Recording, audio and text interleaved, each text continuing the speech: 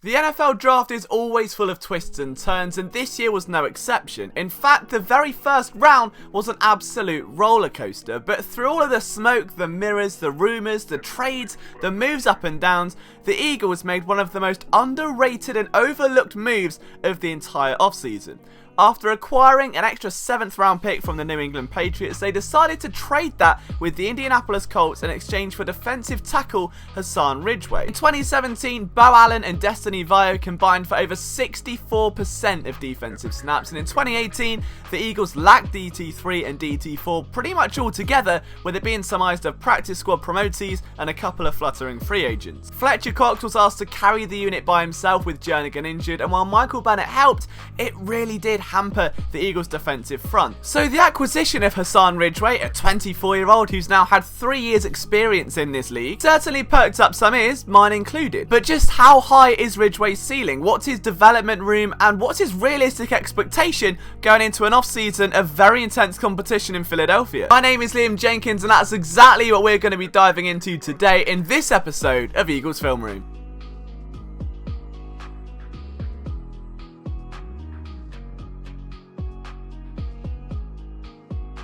Before we get started though guys, make sure you leave a like and hit that subscribe button if you're new around here. We want to build the biggest base of Philadelphia sports fans possible, and we need your help to do it. And don't forget, if you want more Philadelphia sports content, head to phillysportsnetwork.com for content from myself and all of our writers every single day of the week. Let's start with some fundamentals. Ridgeway stands at 6'3", 305 pounds, but was originally drafted into a 3-4 system in Indianapolis, something which may have ultimately been the reason for his apparent stagnation. He doesn't really have the skill set to be that punching nose tackle. Instead, he's at his best when he can penetrate the backfield and shoot the gap without hesitation. Reading and reacting isn't really his forte, but as we see in plays like this one, he can absolutely shed blocks and wreak havoc if given even the slightest moment of opportunity. He pushes a lineman to the ground there, stays up and drives towards running back, creating a dead play. And this is a blessing and a curse in most situations. What Ridgeway does extremely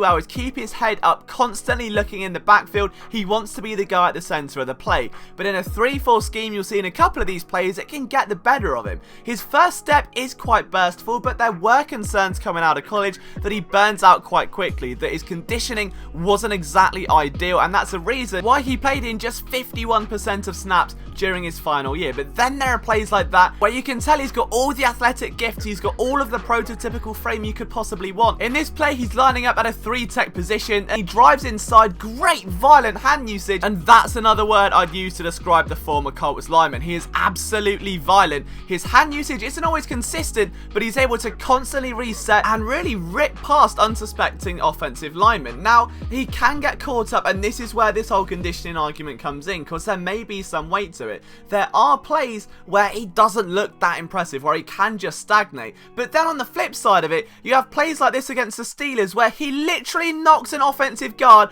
on his behind. And was the Steelers guard off balance? I think you can assume so, unless he's actually got the strength of He-Man himself, but nonetheless that is extremely impressive for any defensive lineman within one swift movement to knock an opposing player on his behind. That is just an incredible amount of strength and sheer dominance, just rips away that hand placement and gets the job done. But here's what I mean on the inverse of that. He's playing against the Buffalo Bills last year here, does well to drive and penetrate the backfield, but just lets Chris Ivory go, and the running back bursts upfield for a huge gain. That should have been a dominant tackle for a loss, and that is where the icing on the cake just isn't put on until at that point. That should be a wrap up. It looks like the outside arm isn't on the player. He just kind of pushes him away thinking it's enough and then lightly jogs outside.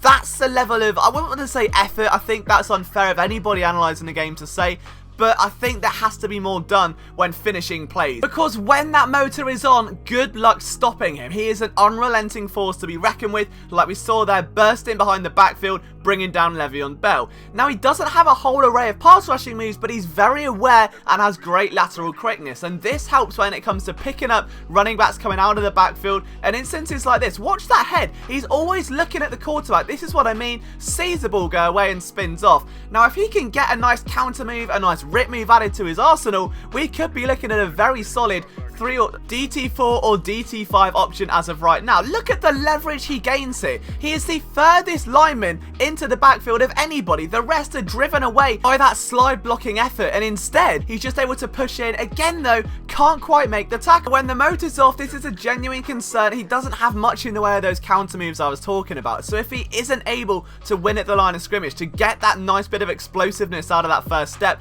he can end up just kind of stagnating. The flame will burn out, and you've got plays like this where he just gets held up and he can't really generate any traction.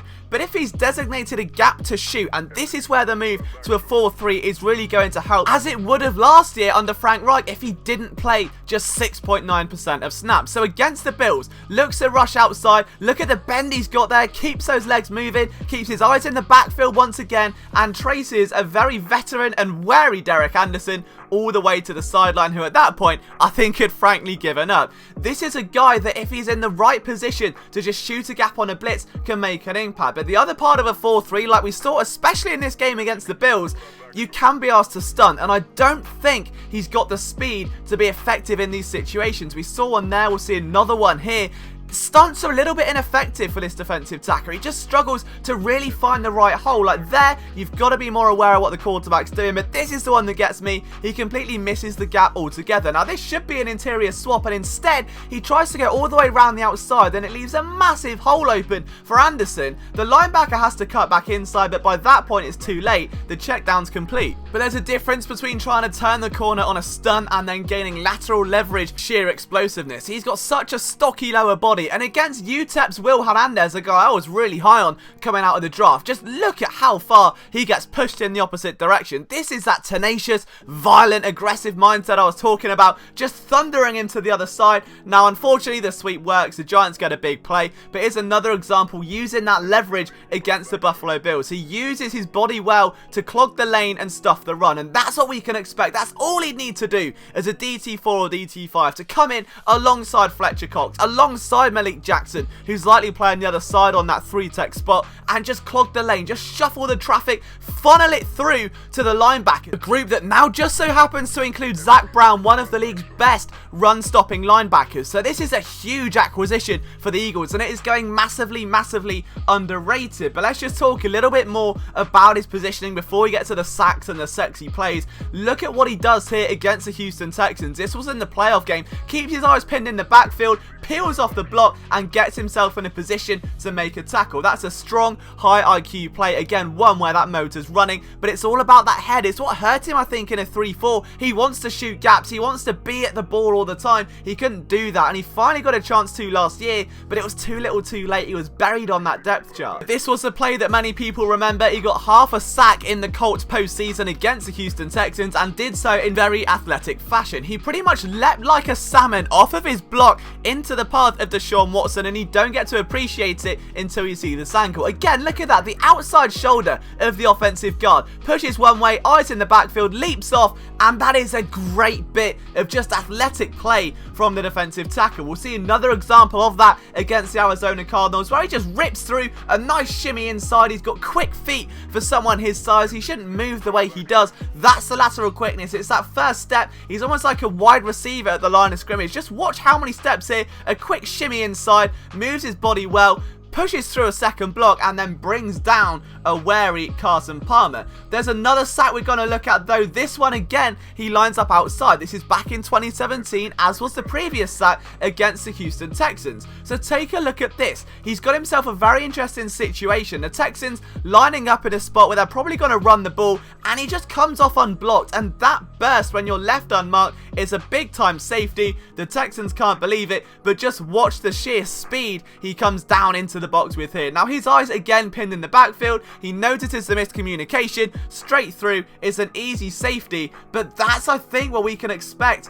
from this young man. It's easy to forget that he's just 24 years old. He's had 3 years in the league, but he's already got such a wealth of experience. But this may be my most favourite play of his altogether. It was against the Steelers in 2017, and he just shimmies his body. He gets so skinny for someone his size and weight to move inside. That should have been an outside rush, but he shakes inside, moves his hips well, bends ferociously, and what you get is just such an astonishing play. He brings such a great level of awareness to the table, and I think that's what the Eagles lacked last year. Trayvon Hester was a brilliant special teams guy. He made some big time plays when it mattered, but outside of that, Bruce Hector for the most part was kind of unavailable. We had Destiny Vio ended up leaving the team at one point. The Eagles needed to find some kind of insurance policy, and normally, what do you get out of 7th round picks? Certainly not instant production or a guy you can rely on, but that is exactly what I think this young man brings to the table. Under Jim Schwartz, under Philip Daniels, a scheme that is built on aggression where it's not quite blitzing, but they give you that free reign. There's a lot of twists and stunts where he'll surely be coached up on,